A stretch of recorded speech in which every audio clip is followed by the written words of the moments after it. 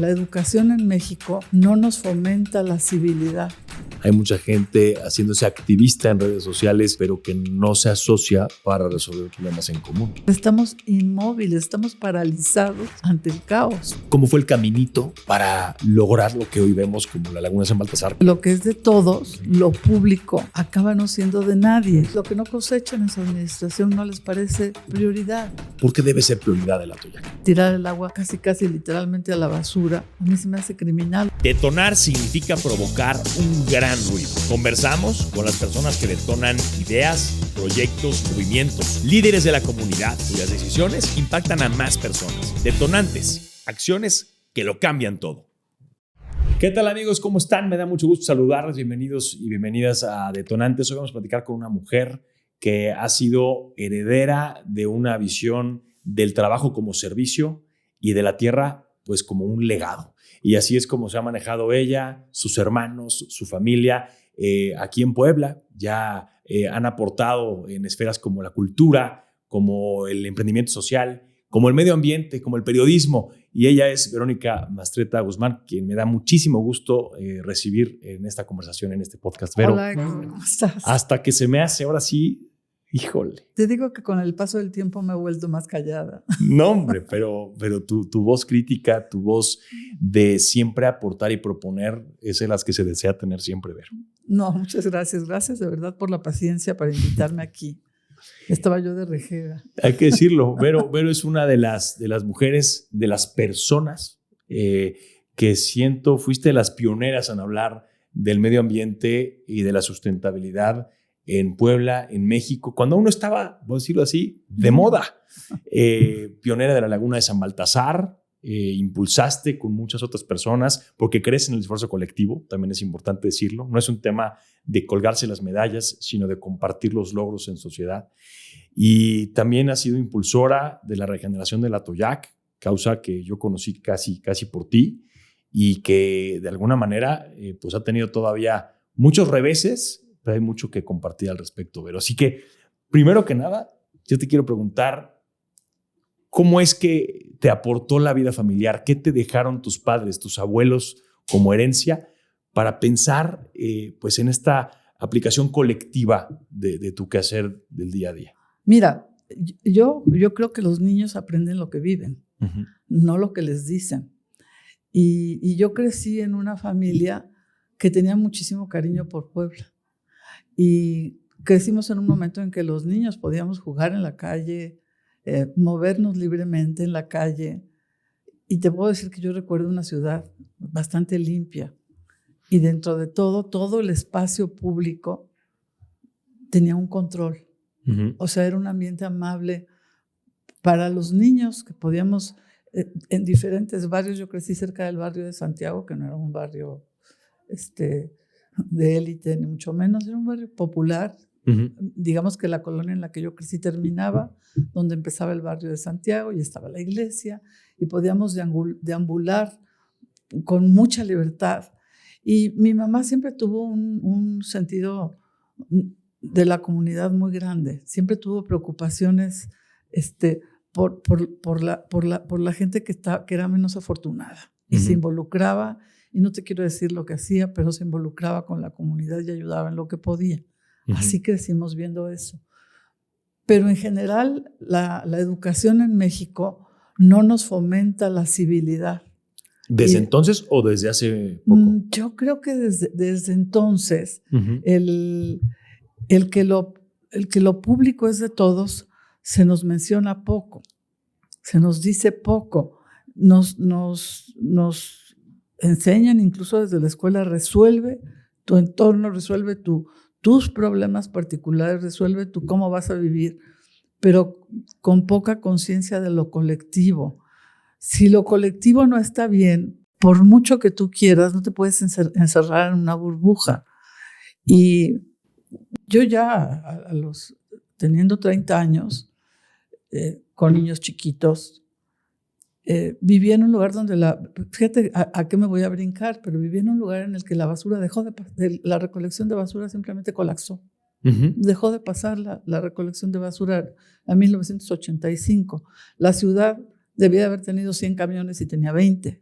Ujú. Entonces el problema de la gestión de los residuos se volvió gigantesco y había lugares en donde sabíamos que los camiones pasaban, entonces ahí llevábamos la basura. O sea, tú tienes que llevar tus botes. Teníamos que llevar la basura en bolsas, Ajá. sin ningún sentido de cómo dividirla, de cómo aguantar masa que el camión va a hacer. Simplemente con que tú no revuelvas todos los plásticos, todo lo que tiene mucho volumen con la comida, usted aliviana el poder esperar a que pase el camión. No teníamos herramientas para enfrentar ningún tipo de problemática. Por ejemplo, una tan sencilla como qué hacer con nuestros desechos y por qué genero todo esto. Ujú. ¿Qué compro? ¿Qué genero? ¿A dónde creo que va después de que yo lo uso en mi casa? Solo me deshago de las cosas que ya no me sirven. deshago de las cosas Y les cuando- llamo basura. Y les llamo basura. Ujú. Pero la basura la generaste tú, la generé yo, la generamos todos. Entonces, muy poca conciencia de cómo interactuamos todos con el medio ambiente y cómo todo eso se nos revierte. En ciudades cada vez menos habitables, menos armoniosas. Ujú. Y me estoy refiriendo a la basura, pero pásate a la contaminación visual. Y pásate hasta el tema de respetarnos unos a otros y de saludarnos unos a otros. Esto ya dejó de ser... Es más, creo que hasta se ríen si alguien saluda sin que lo conozcas, ¿no? Pues mira, el vivir puertas adentro, como si resolviendo tus puertas adentro, tú Ujú. fueras a tener un De acuerdo. caldo en el que nos movemos Sí. todos, que debiera ser mucho más positivo, mucho más constructivo. Dicen que en Europa, ese dato lo leí hace mucho, que por ejemplo en Alemania a lo largo de su vida la gente pertenece a 15, 20 organizaciones no gubernamentales en Ujú. diferentes momentos de su Ujú. vida. Entre la iglesia, el club deportivo, el partido político. El partido político, Ujú. el tema de la educación de sus hijos, o que si están teniendo problemas de ruido, Ujú. se asocian para Resolverlo. bajarle, para resolverlo. La gente se involucra mucho más en asociaciones civiles para lograr cosas. Y yo me di cuenta de que en ese sentido tenemos una gran carencia educativa Así es. por parte del sistema educativo y por parte de nuestra propia casa. ¿No? Nos enseñan poco a pensar en lo de todos. Y lo que es de todos acaba no siendo de nadie. Cierto. Y es un poco el problema del agua. De los parques públicos, Los parques del agua, públicos, las banquetas, de la basura, ya lo mencionaste. la basura, el cómo los anunciantes, por ejemplo, se apropian de los espacios urbanos para los postes. Te iba yo a traer una foto, está en mi celular, de un poste de Ujú. la ciudad, llena todo de pegatinas de tarot, baile, el baile de la semana, el circo que va a pasar, todo pegado en el poste sin ninguna... Hay reglas. Hay reglas. En nuestro código reglamentario, en particular el de Puebla, tiene ya muchísimas cosas normadas, pero ni la autoridad ni los ciudadanos están dispuestos a conocerlo y aplicarlo. Ujú.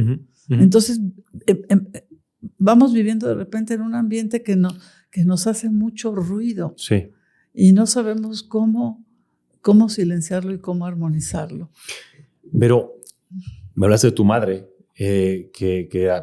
digamos que aportaba a su comunidad, ¿no? En la colonia de Santiago. Creo que el apellido Mastretta es muy conocido pues por el impulso que le han dado ahora sí que quienes ostentan el apellido. Tu hermana escritora, tus hermanos emprendedores sociales con este tema de los autos eléctricos, tu hermano también periodista social, tú muy involucrada en este ámbito. ¿Tu padre qué les enseñó? O sea, ¿qué hay en este apellido Mastretta que creo que también son mucho de lucha, mucho de, yo no sé si decir confrontación, pero platícame un poco cómo fue. Yo más bien creo que más que de confrontación, lo que hemos tratado es de hacer. Yo creo que el movimiento sí se demuestra andando. Cuando tú caminas para lograr algo, aprendes un montón. Uh-huh. Me estaba refiriendo, por ejemplo, a lo del problema de la basura. Yo en ese entonces, en la calle ya electo, vi pasar a Pacheco Pulido. Lo acababan de elegir presidente municipal. Ya estaba electo. Y me dijeron, ese es el presidente municipal. Entonces yo me le acerqué y le dije... ¿Lo conocías? No lo conocía de nada. No, estaba caminando en el Parque Juárez, ahí lo vi. Me dijeron, ese es presidente municipal que acaba de ganar, y estaba precisamente el problema que te digo de la basura. Uh-huh. Entonces me le acerqué y le dije, oiga, nuestra ciudad está colapsada. ¿En qué puedo ayudar? Déjeme ayudar en lo que sea. Déjeme participar en lo que sea. Dígame en qué puedo. Me sobran 4 horas al día, porque tengo niños chiquitos, pero tengo 4 horas al día disponibles. Dígame en qué y yo lo quiero ayudar, quiero. Y me dijo, ya está usted trabajando. Entra usted a trabajar al ayuntamiento. Y entré a trabajar al ayuntamiento de la Dirección de Participación Ciudadana. Y desde ahí, que era una dirección chiquitita, acabamos haciendo muchas cosas, participando en la gestión de los residuos sólidos urbanos. Ahí se me acercó un grupo de vecinos para decirme que la laguna de San Baltasar la estaban desecando, Uh-huh. que si podíamos ir a visitarla, y la fuimos a visitar. Y efectivamente, lo que ahorita es todo el cuerpo de agua de la laguna, todo el espacio que tiene agua, lo estaban llenando de escombro, de basura, sin ningún respeto hacia la memoria colectiva, porque ese cuerpo de agua está, su primera memoria para mí gráfica, Uh-huh. está en un plano de la época de la intervención francesa. Y ahí aparece un plano de la ciudad, es un plano militar. Uh-huh. Y en ese plano militar, en la parte de abajo, aparece Lago de San Baltasar. O sea, ya venía documentado. ¿Era el único cuerpo de agua de la zona? No, había cerca de 17 vasos reguladores, Uh-huh. chiquitos, grandes. Hoy toda esa zona sufre de muchísimas inundaciones, Sí. porque es el punto bajo de la zona sur de la Así ciudad, es. suroriente. Uh-huh. Es un punto bajo y luego más abajo está el Atoyac. Pero digamos que ahí el río se embalsa. Sí. Viene de varios ríos, el Chinguiñoso, el Alceseca, Uh-huh. el San Francisco. El San Francisco se entubó, pero siguió teniendo brazos a través de los colectores pluviales, y uno de esos brazos pasa por la laguna de San Baltasar. Pero cuando llueve, el agua que cae ahí corre Uh-huh. hacia el río Atoyac, que está en la 11 Sur, que está Uh-huh. más abajo. Bueno, y cuando yo llegué y vi ese lugar, dije, ¿por qué está así? O sea, ¿qué estamos haciendo? ¿Eso fue en el 85? En el 86, Uh-huh. en el 87. Eso ya fue en el 87. Hablándolo con el presidente municipal, le dijimos, oye, ¿por qué no hacemos algo para que esto no sea así? Para Ajá. que esto se pueda recuperar. Es un vaso regulador. Yo lo recuerdo de niña como un lugar muy bonito, lleno de vida. De vida, sí. Ranas, ajolotes. No era arbolado.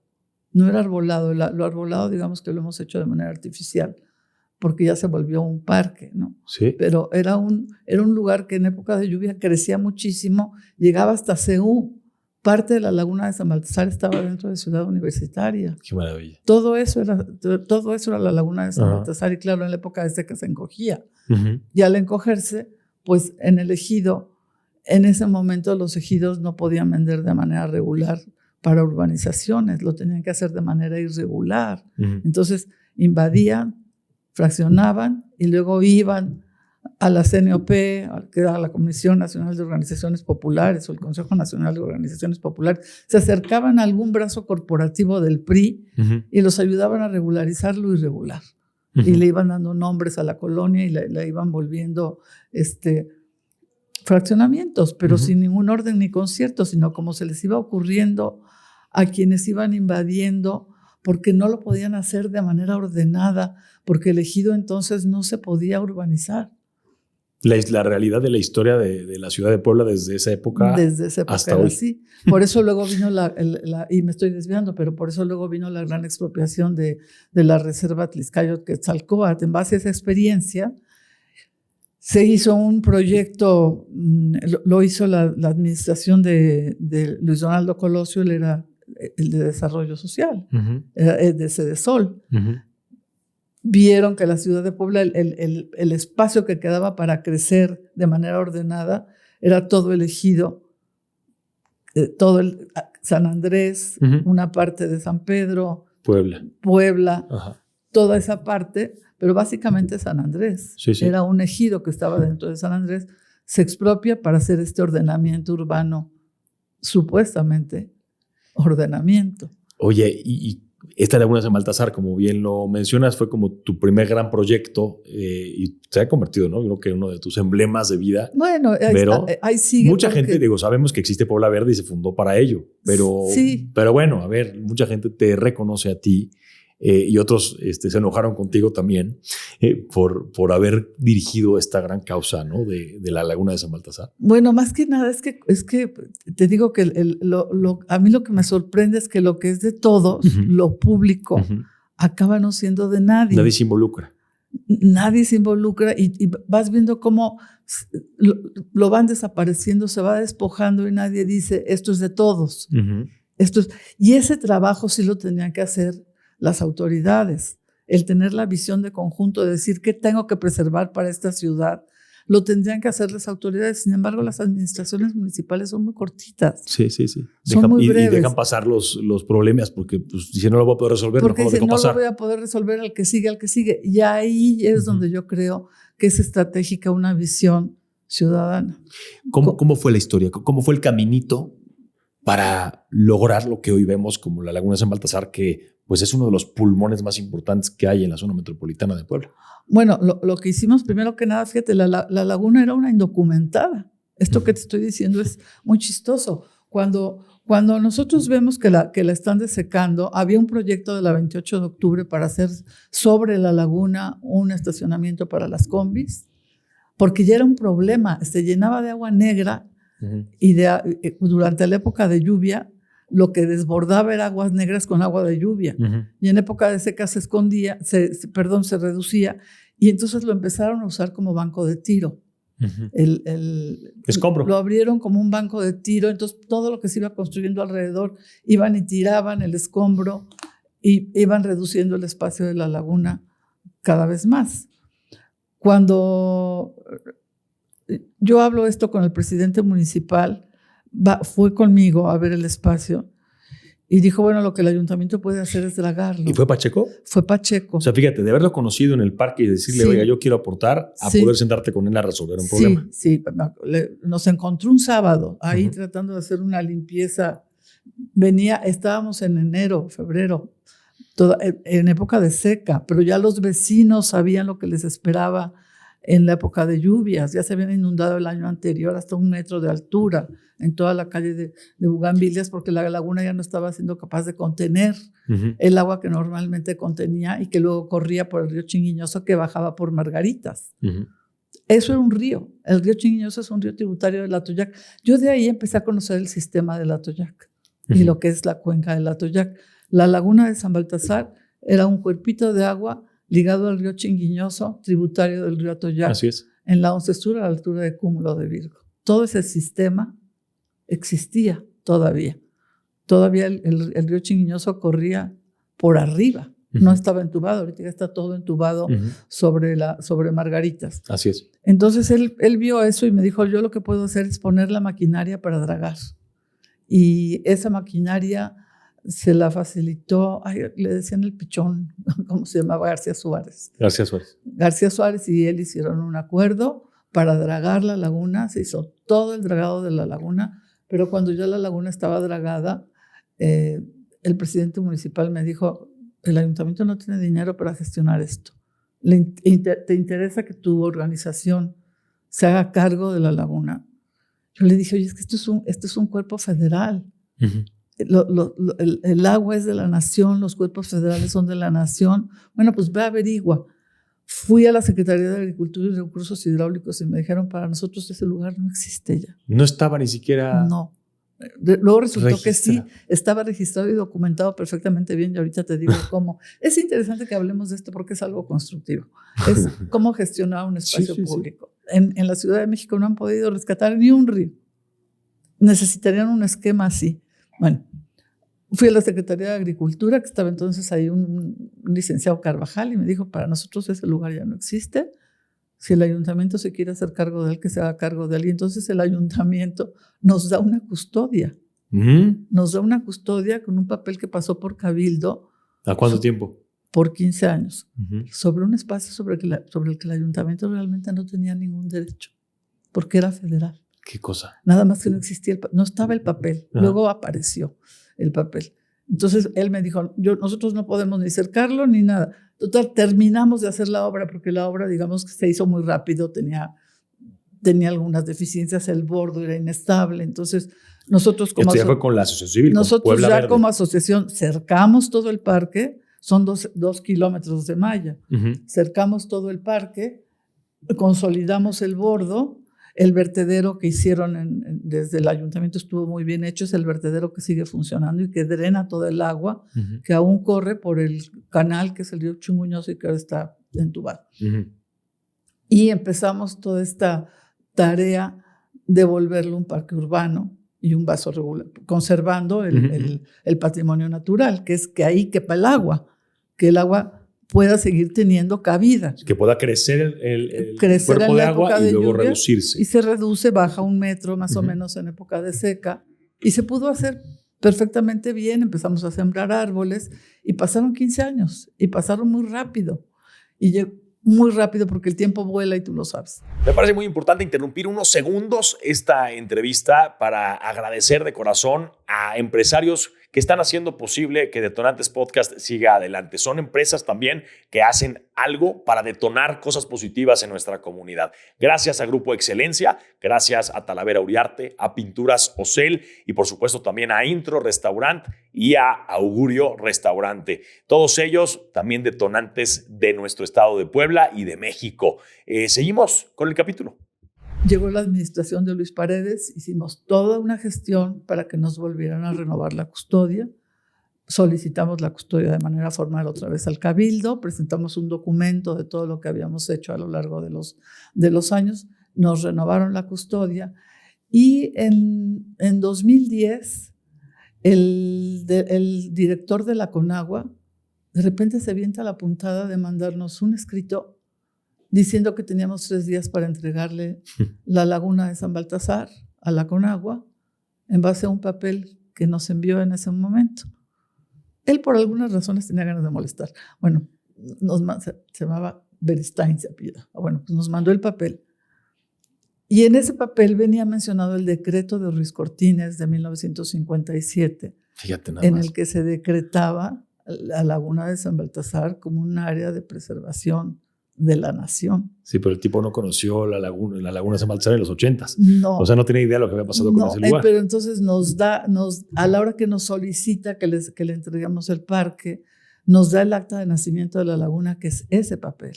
O sea, para nosotros fue muy bonito decir la laguna está documentada, sí es federal, siempre fue federal, Okay. Es de la nación, es patrimonio natural.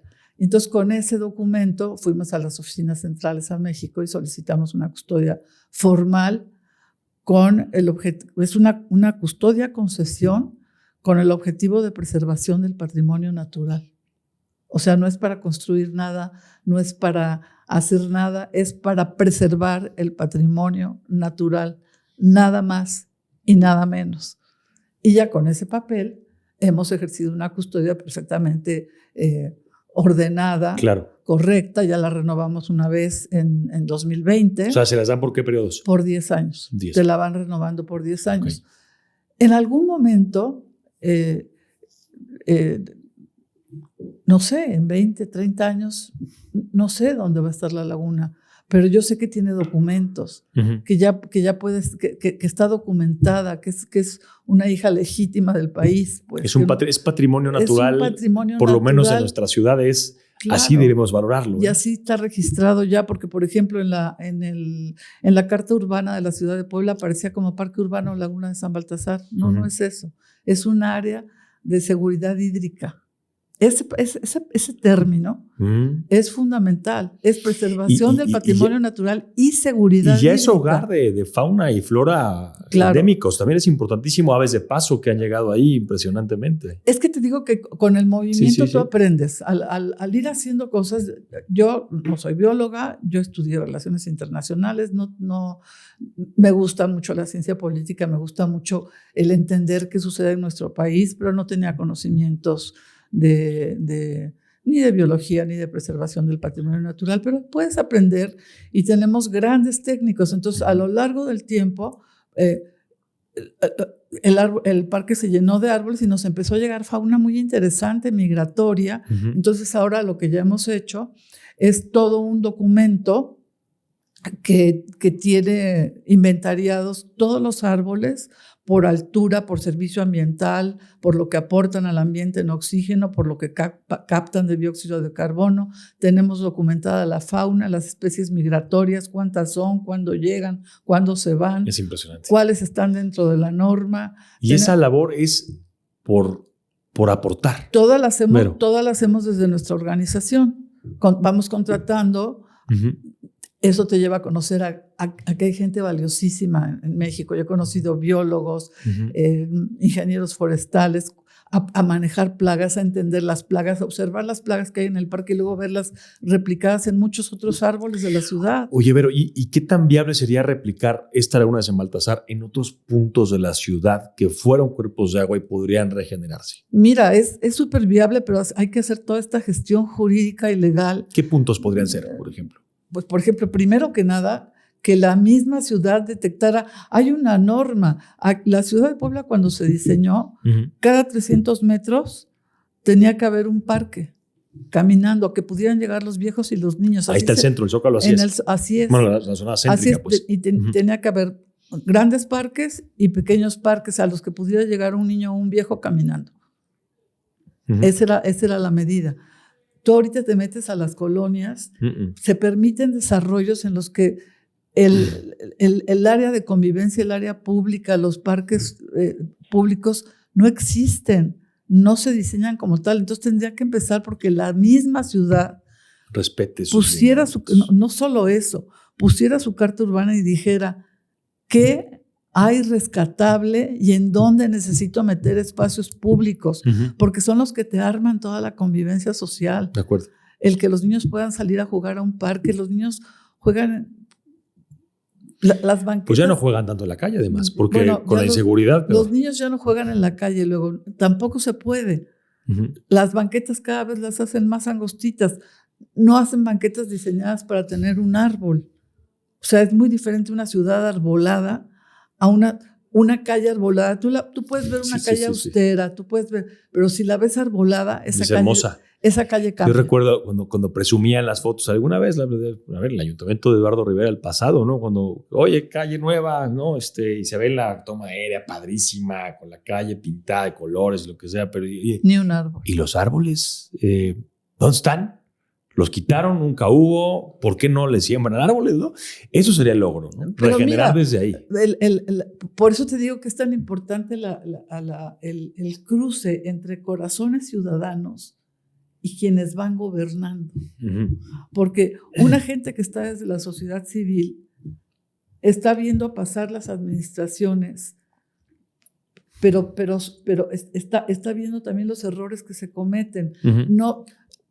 Un corazón ciudadano no tiene la inmediatez de un funcionario público que tiene un año para llegar y acomodarse, un año para gobernar y al año siguiente ya se están yendo. Ahorita estaba viendo ya, Pepe Chedraui está en su primer informe de gobierno mañana, ¿no? Sí. Ya pasó un año. En lo que entran, aprenden, se ubican. Entonces, para eso se supone que eran los consejos ciudadanos. Pero yo lo que veo es que no se está dando esa interlocución entre las autoridades y la ciudadanía. No hemos encontrado los mecanismos que permitan que realmente la experiencia ciudadana con respecto a tu colonia, tu barrio, tu espacio, cada quien va conociendo sus espacios. Y la interacción con el gobierno se vuelve muy complicada. Y te voy a dar un ejemplo y también me voy a regresar a la laguna, porque te digo que ahí es como un laboratorio en el que aprendes cosas. Toda la laguna tiene alrededor un cerco verde de 2 kilómetros, que le da toda la vuelta a la laguna. Bueno, hace 15 días aparece alguien que hace unos hoyos en la banqueta de este tamaño y 2 días después monta unos espectaculares sobre los árboles y sobre la banqueta. ¿Cómo? ¿Así? ¿Con permiso de quién? De nadie. O sea, el código reglamentario de Puebla lo prohíbe, el espacio es federal. Bueno, entonces, ¿qué haces? Pues comunicarte con tu autoridad, avisarles, oye, está pasando esto, están poniendo déjanos lo checamos, déjanos, mandamos una inspección. ¿A quién le hablas? Bueno, pues al municipio, al Estado, el Estado no tiene competencia porque no es una vialidad estatal, al municipio de nuevo, a medio ambiente de nuevo.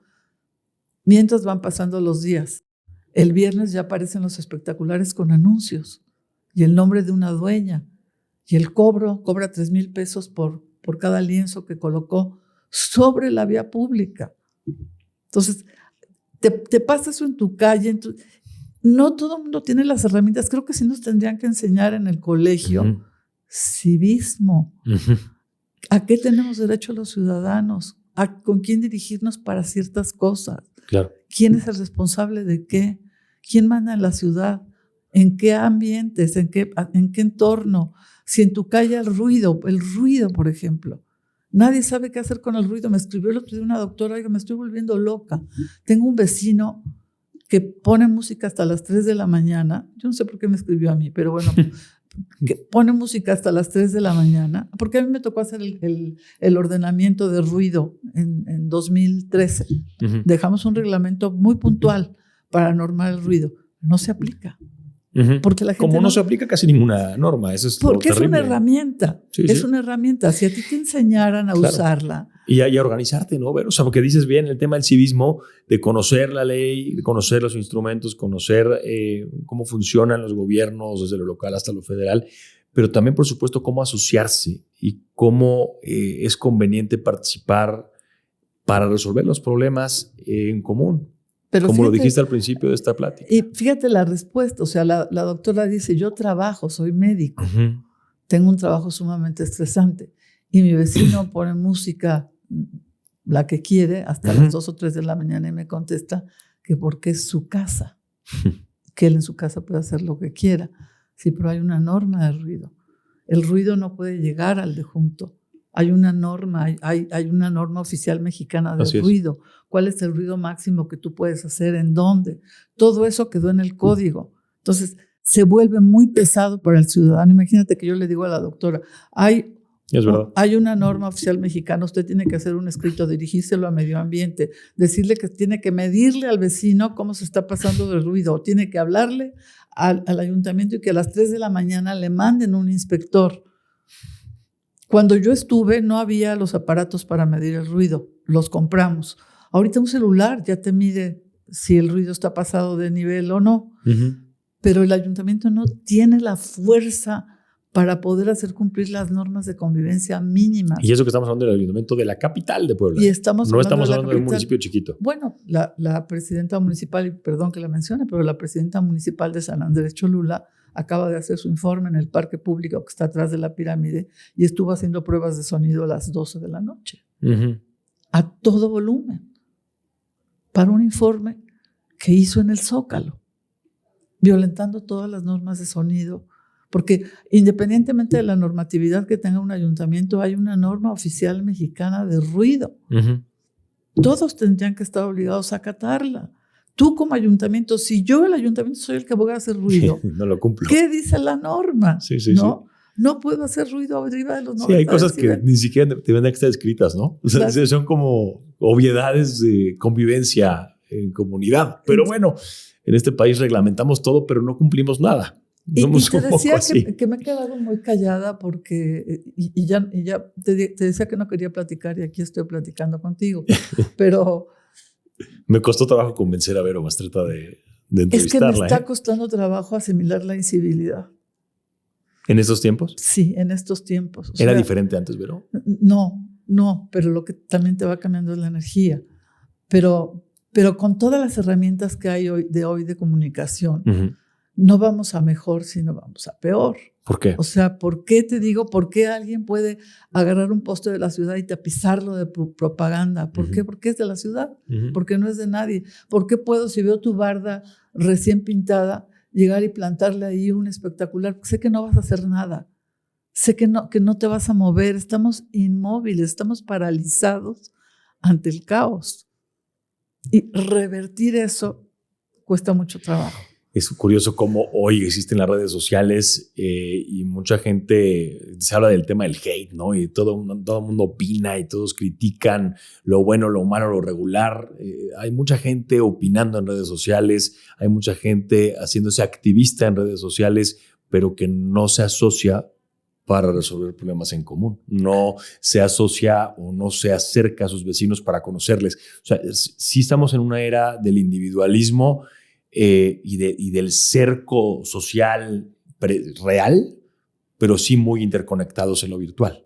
Y te estoy dando un ejemplo de coloca unos espectaculares sobre un muro verde. Ajá. Que está vigilado, que a tiempo dijimos, están en el paso 1, están perforando la banqueta, van a montar unos espectaculares, ya montaron los espectaculares, ahorita ya los vistieron, ya tienen teléfono, ya los están anunciando. Tengo todas las herramientas para comunicarme con la autoridad. Y hasta hoy no ha habido reacción. Y sin embargo, cuando no hay una reacción eficaz de parte de la autoridad y rápido, a lo que tiendes es a decepcionarte. Claro.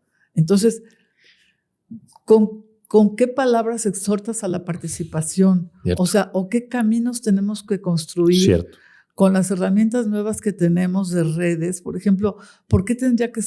Te dicen, traiga un oficio dirigido a la Secretaría del Medio Ambiente con copia del presidente municipal, lo entrega en tal oficina. O sea, te la ponen cuesta arriba para poder denunciar un ilícito. Cuando sí tenemos las herramientas, tendría que haber un buzón ciudadano donde tú te pudieras ya de una manera más ágil, quejar, subir tu foto de lo que estás viendo, documentarlo, sin que te tengan que hacer ir a una oficina burocrática. O sea, la manera de pedir que te hagan caso es arcaica, es atrasadísima. Sí. Y la velocidad a la que la sociedad va destruyendo es rapidísima. Así es, así es. Entonces, bueno, entonces no, yo no quiero, yo venía aquí a tratar de ser positivo. Y te estoy hablando de las cosas que quizá necesitamos construir. Pero como es verdad, sociedad. es verdad. Ya, a ver, nos hablaste de un ejemplo increíble de cómo comenzaste con el tema de la Laguna de San Baltasar, que aquí está y es la evidencia de que se pueden hacer cosas bien. Y se pueden hacer cosas bien en comunidad y con autoridades dispuestas. Pero lo malo es que la costumbre en este país, como bien lo has mencionado, pues es que las cosas se queden ahí y que nos acostumbremos a que se destruya y pase el tiempo y entonces pues estamos como estamos en estos tiempos y un ejemplo claro de eso es el Atoyac, Vero, que ha sido una causa que he tenido la fortuna de compartir contigo desde hace por lo menos unos 15 años y que otras tantas voces también se han sumado, pero tristemente pues han pasado autoridades federales, estatales, municipales, todos de alguna u otra manera han escuchado, o más bien han oído, pero no han escuchado. Y eso es más o menos con lo que yo me he quedado en los últimos tiempos de esta decepción. Pero antes de entrar como esta historia de decepciones, porque esa es la verdad, quiero preguntarte para ti, Vero, ¿cuál es el estatus del río Atoyac o de la cuenca del Atoyac en el 2025? Mira, te podría decir que por un lado hay un cambio en el estatus en cuanto a que por lo menos el tema está sobre la mesa de una manera más priorizada, digamos. Que está en los planes. Está en los planes. Pero sin embargo, el abordaje que yo estoy viendo para resolver la problemática del Atoyac sigue siendo la misma. El abordaje sigue siendo el mismo. Desde arriba, por decreto, porque yo lo decido, yo soy la máxima autoridad del país o del estado y yo lo decido, pero no estoy tejiendo fino desde abajo.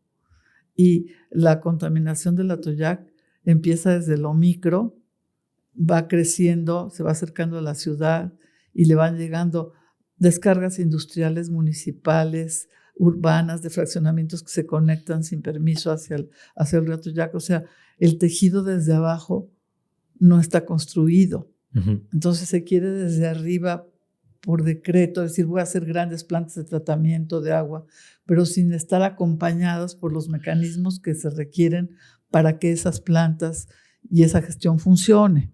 ¿Por qué las macroplantas no son la solución? Porque tú puedes hacer una macroplanta. En primer lugar, es muy difícil que una sola planta trate diferentes tipos de contaminantes. Se vuelve muy caro.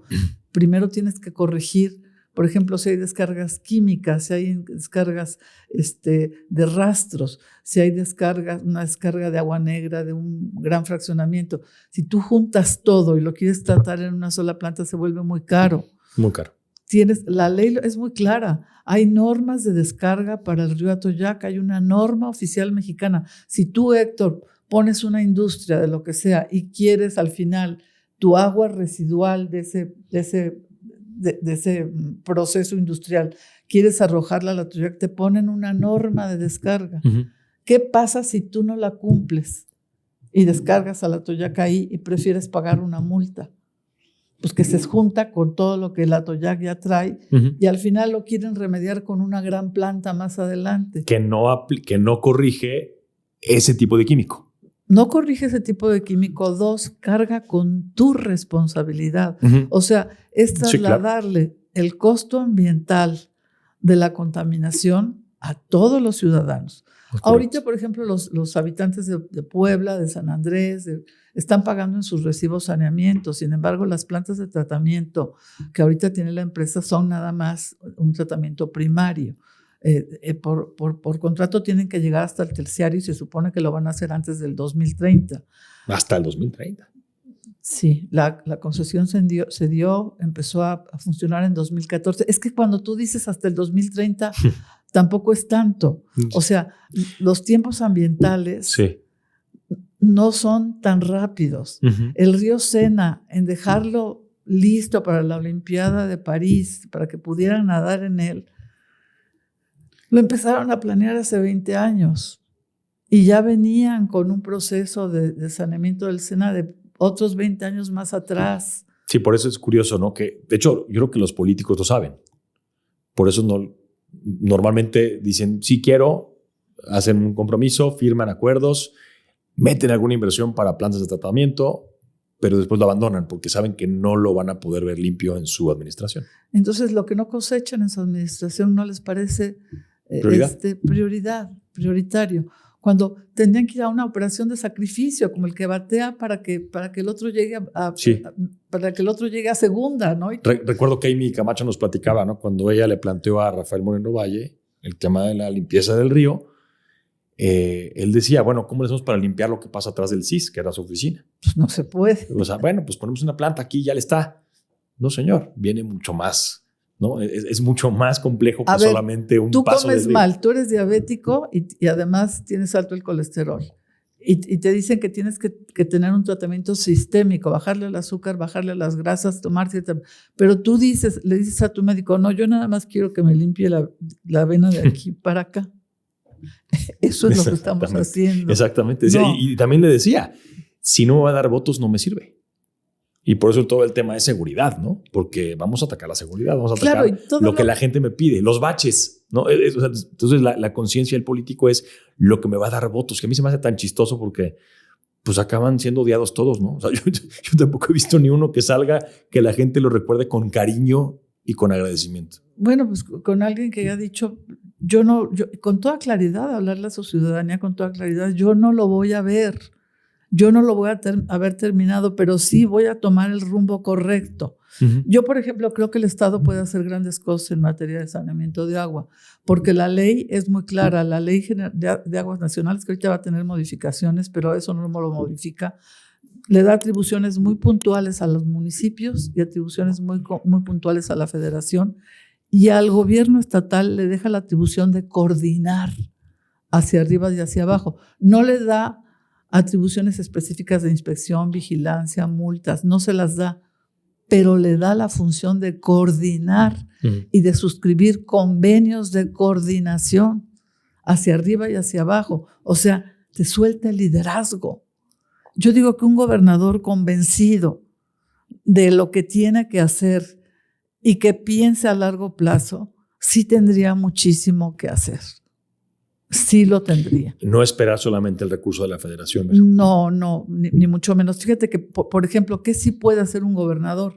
Ordenar a los municipios. De los 22 municipios de la cuenca del Atoyac, donde cruza el Atoyac, esos 22 municipios... ¿Hablando de Puebla? Hablando de Puebla, más los de Tlaxcala. De la cuenca del Atoyac, sí, hablando, sin contar los de Tlaxcala. Nada más Puebla. Yo me estoy refiriendo al gobierno ¿qué podría hacer el gobierno de Puebla? Primero que nada, sentar a sus 22 alcaldes y decirles cuáles son tus herramientas jurídicas. Si yo te voy a juntar en plantas regionales, yo necesito saber qué tienes tú de ordenamiento en materia de agua, cada municipio, qué padrón de usuarios traes, cuántos usuarios tienes, qué tipo de descargas generas, cuántos traes fuera de norma. Eso, por ejemplo, en San Martín lo están haciendo, ya llevan unos años haciéndolo, tienen un buen director del sistema operador de San Martín y lleva ya casi 6 años con eso, diciendo, a ver, ¿quién es quién en mi territorio? ¿Quiénes pagan, quiénes no pagan, quiénes descargan, qué descargan? Si cada municipio hiciera su tarea y todos estuvieran homologados, sería mucho más fácil decir, entonces sí pongo una planta regional. ¿Quién es mi padrón de usuarios? ¿Quiénes son los contribuyentes que van a pagar para que estas plantas funcionen? Si nada más ponen las plantas como las han puesto con anterioridad, se abandonan. Sin un esquema financiero, sin una ingeniería financiera, ¿qué es lo que ha pasado con esas plantas? Las toman, se las entregan a un municipio al que le llegan descargas de otros lados y se abandonan. Porque el ayuntamiento no tiene el recurso para mantener esas cargas activas. Obvio que no los tiene, ni tampoco sería justo, ni tampoco es justo que un ayuntamiento cargue con los costos ambientales de una industria, de una curtidora, de un rastro municipal. O del vecino. Del vecinos. Ayuntamiento vecino que no hace su trabajo y te lo manda todo a ti. Por ejemplo, que es el caso, ¿no? De Santa Rita Tlahuapan y de Huejotzingo bajan descargas hacia San Martín. Entonces, San Martín está corrigiendo y le llegan estas descargas y a su vez San Martín lo que no puede corregir lo manda hacia Puebla. O sea, es un lugar en donde todos afectan a los demás porque no hay esta orquestación, este ordenamiento que sí se puede hacer. Pasa por lo chiquito. Si tú empiezas por los municipios, a todos los municipios les pones el mismo orden, los convocas con tu poder de gobernanza. Y delegas. Y ¿no? Los pones a hacer su chamba, pero les das rumbo, los homologas, los juntas, los coordinas, porque la cuenca del Atoyac es una unidad ambiental. Así es. Tú no puedes tratar al río por pedazos. No, claro. Lo tienes que ver como un todo, como una cuenca, como una unidad. Y justamente hablabas ahora del río Sena. Yo platicaba con el embajador de Países Bajos al respecto y me decía, no hay otra manera de ver el problema del agua que no sea regional. No, es un tema incluso binacional o trinacional en caso dependiendo de cada geografía. En este caso, no es un tema que pueda resolver Puebla solo y por eso claramente los planes y los acuerdos muchas veces van con Tlaxcala, pero no puede ser que Tlaxcala haga su chambita y Puebla por acá y no esté integrado. Tiene que haber realmente, como dices, una gobernanza y un plan integral de largo plazo, no de tiempos políticos. Y una cabeza, porque mira, donde no hay cabeza todo es rabo. Sí debería de haber un organismo de cuenca y alguien que coordine ese organismo. Nunca lo ha habido, Vero. No. Por ejemplo, Agua de Puebla y su APAP tienen una zona, tienen una región. Ellos al mismo tiempo se quejan de que les llegan de otras zonas, aunque el 70% de lo que ellos manejan es el 70% del problema del Atoyac. Pero de todas maneras sí les llegan cosas de otros lugares. Ellos además les dieron una concesión para un territorio y han acabado manejando mucho más territorio, teniendo un territorio. Pues mejor haces un organismo de cuenca, un organismo que norme todo. Para eso está la Comisión Estatal de Agua y Saneamiento, que es un ente paraestatal que perfectamente podría hacerse cargo de la zona o volver al sistema operador de agua potable y alcantarillado de Puebla, del municipio de Puebla, que ya no es del municipio de Puebla, ya incluye San Andrés, ya incluye parte de San Pedro, ya incluye agua de otros municipios, volverlo un organismo regional. Y así sí lo puedes sacar adelante. Pero la situación del Atoyac, bueno, es tristísima porque sabemos, ¿no?, de los problemas ya de salud pública que ocasiona, tanto a nivel respiratorio como gastrointestinal, el tema del cáncer infantil. Son problemas muy graves que parece que no queremos ver, que los ponemos como un problemita más de la lista de problemas que tenemos ya a nivel regional. ¿Por qué? ¿Por qué debe ser prioridad el Atoyac? Bueno, porque es obvio que el agua todos la necesitamos, a todos nos afecta. Todos de alguna manera estamos en contacto con el agua en lo que comemos, simplemente. Con lo que comemos, con lo que llega a tu mesa. No sabes con qué agua lo regaron, de dónde vino. La escasez de agua, o sea, tener un río y contaminarlo y tirar el agua casi literalmente a la basura, a mí se me hace criminal. O sea, ahorita estamos en una época en que no sabemos qué hacer con tanta agua. Y en marzo y en abril y en mayo la ciudad se muere de sed. Uh-huh. Y no es que no haya agua, hay una mala gestión del agua. Entonces, nos complica a todos. Tú puedes vivir en un fraccionamiento muy bonito, que te lo vendieron con una gran idea aspiracional y estar con pipas, estar pidiendo agua por pipa, no tener agua en tu red, porque el agua está mal distribuida, mal administrada. No es que no la hay, es que está mal administrada, mal entregada. ¿Es viable modificar todo este sistema mal implementado? Yo creo que sí es viable, pero con el abordaje tiene que ser que te digo, con una visión por cuencas, por regiones, Uh-huh.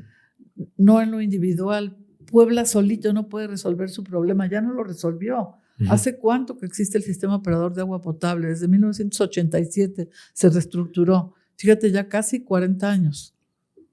Por eso se hizo, porque el sistema operador de agua potable lo manejaba la CTM. Uh-huh. Imagínate, la Confederación de Trabajadores Mexicanos. Es como si ahorita la CATEM manejara el agua de Puebla, lo manejaba la CTM. Bueno, se toma la decisión de volverlo un organismo público que lo maneje por región. Fue una buena decisión, pero no ha crecido de la manera correcta, porque lo seguimos viendo fracturado, no lo manejamos con la visión que debe de tener todo lo ambiental. El río Rin, que es gigantesco también. El otro día vi un documental de lo que se tardaron los alemanes en sanearlo. Cerca de 20 años. Aquí nadie quiere empezar porque todo el mundo quiere cortar un listón y Uh-huh. lo quiere cortar mañana. Nadie quiere ir a la operación sacrificio de decir, yo lo que voy a hacer es darle rumbo a esto. Tomar la dirección correcta, tomar las decisiones correctas. Yo no voy a inaugurar nada. No van a ver probablemente el río limpio. Lo van a ver quizá mejor, pero no lo van a ver limpio antes de que yo me vaya. Pero sí lo voy a dejar encaminado para el rumbo correcto. Pero nadie quiere sacrificar recursos públicos que son suyos, porque aparte se los apropian, ¿no? Le ponen su nombre y apellido a los recursos que puso el personaje, ¿no? Y creo que ahorita es una mala visión, ¿no? Es una mala visión. Pública. Ahorita, de hecho, lo que México le destina a la gestión hídrica es muy poquito. De acuerdo a la ONU, tendría que ser el 5% del PIB para que un país fuera sustentable. Tenemos tanta agua su gestión hídrica todavía que creemos que es eterna, ¿no? Tenemos mucha agua en algunos lugares. En algunos lugares. Si tú te metes a México y ves cómo está clasificado, aparece como un país seco. Es correcto. Sí, pero con tanta lluvia. Es el sureste. Basta agua. Es el sureste. Pero el agua no está toda en todo el país. Sin embargo, sí puede resolverse con una buena administración del agua Uh-huh. y con criterios muchísimo más modernos de gestión hídrica. Mucho más modernos. 40 años, Vero Mastretta, llevas impulsando proyectos comunitarios, buscando la civilidad de tus vecinos, de tus amigos, de desconocidos, de gobiernos municipales y estatales, funcionarios federales y de donde sea, organizaciones nacionales e internacionales para pedir apoyos. Has emprendido causas con mucha paciencia y yo sé que a veces, como me lo has platicado, pues te llevas muchas decepciones. Te has llevado muchas decepciones. Hoy estás en el momento quizás como de mucha autocrítica y valorando un poco esos esfuerzos. ¿Por qué sigues? Porque de alguna manera, aunque te has cansado, sé que sigues. ¿Qué te motiva? Mira, porque creo que sí hay herramientas maravillosas. Simplemente lo que hay que hacer es tratar de adaptarse a lo nuevo. Y a veces eso parece difícil. No hay edad para adaptarse a lo nuevo. Se acaba de morir Julieta Fierro, que fue una astrónoma maravillosa, que aportó miles de cosas. Ahorita estoy leyendo su libro. Se acaba de morir Jane Goodall. Qué cosas tan maravillosas dejó y que le llevaron toda una vida. Entonces creo que lo único que hay que hacer es tratar de entender las herramientas nuevas con las que hoy podemos trabajar para poderlas usar y no cansarnos. O sea, yo a veces, más bien lo que te digo es que ahorita no tengo nada que decir porque tengo mucho que observar y tengo mucho que aprender de lo que está pasando. El tiempo es la vida que tiene uno por delante. ¿Cuánto? Poquito, mucho, pero creo que lo que siempre hay que hacer es tratar de seguir aprendiendo, no decir yo ya acabé de ver, yo ya acabé de estar. Simplemente a lo mejor estoy en un momento de aprendizaje nuevamente, porque el mundo sí ha cambiado y sí necesitamos adaptarnos a él aprendiendo.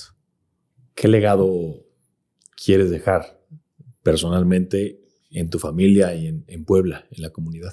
No, yo la verdad no tengo aspiraciones de dejar ningún legado. Espero que quien haya tenido algún contacto conmigo se anime a simplemente hacer lo que esté en sus manos hacer. Lo que dicen es que la fuerza de un individuo es poquita, pero es insustituible. La fuerza de uno. Entonces, no sabes quién, a lo mejor escuche algo, escuche que alguna cosa es posible y se anime a hacer ese poquito que le toca ahí en donde fue sembrado. Porque uno tiene que florecer en donde fue sembrado, con lo que fue sembrado, con la tierra que te tocó, con el clima que te tocó. Entonces sí, mi ánimo sería decir, no dejes de hacer lo que sí puedes hacer, lo poquito que sea. Nunca digas que lo haga el de atrás, que lo haga el de junto. Te venía diciendo ahorita que cuando hay que ir por algo, a mí me gusta ir por, si dicen hay que ir por tal cosa, a mí me gusta levantarme y ir por tal cosa. Creo que hay que ir por las cosas, hay que ir por la vida, hay que ir por lo que sí puede uno hacer, por chiquito que sea. Eres una detonante, para mí lo eres. Y ese legado creo que es justamente dejarnos tu compromiso, tu ejemplo, tu testimonio de que, bueno, todo lo que has dicho hoy, creo que a muchos les va a mover. A mí me ha movido desde que te conozco, hace ya bastantes años. Y he tenido el gusto de compartir, ¿no? Este tipo de pláticas contigo, que se te aprende muchísimo, Vero. Te agradezco justo ese ser detonante en Puebla, ser un ejemplo. Y bueno, quisiera concluir esta plática preguntándote, y yo sé que igual puedo intuir alguna respuesta, pero prefiero que tú seas la que lo diga. Si tú pudieras, con un tronar de dedos, con una varita mágica, en cuestión de milésimas de segundo, cambiar algo, solamente una cosa para Puebla, ¿cuál sería? Me gustaría ver un río vivo. O sea, un río en el que los niños pudieran meter los pies, en el que hubiera flora, hubiera fauna, aves. Las que yo veo en la laguna, que es un puntitito de vida chiquitito, es la fauna y la flora del Atoyac. Es la misma, no es otra. Hay garzas, hay águilas pescadoras, hay ahorita halcones, aves migratorias, hay un ave chiquititita que migra desde Canadá. Imagínate, es el ave migratoria más pequeña que migra de Canadá a México y llega a la laguna. Todo eso es fauna del río Atoyac. A mí si algo me gustaría ver es un río vivo. Me encantaría. Gracias, Vero. Gracias a ti, Héctor. Cuídate mucho, seguimos aprendiendo de ti. Gracias a los que vieron esta conversación. Si les gustó, compártanla, difundan a Vero como muchos detonantes que tenemos aquí en Puebla. Nos vemos en el próximo episodio.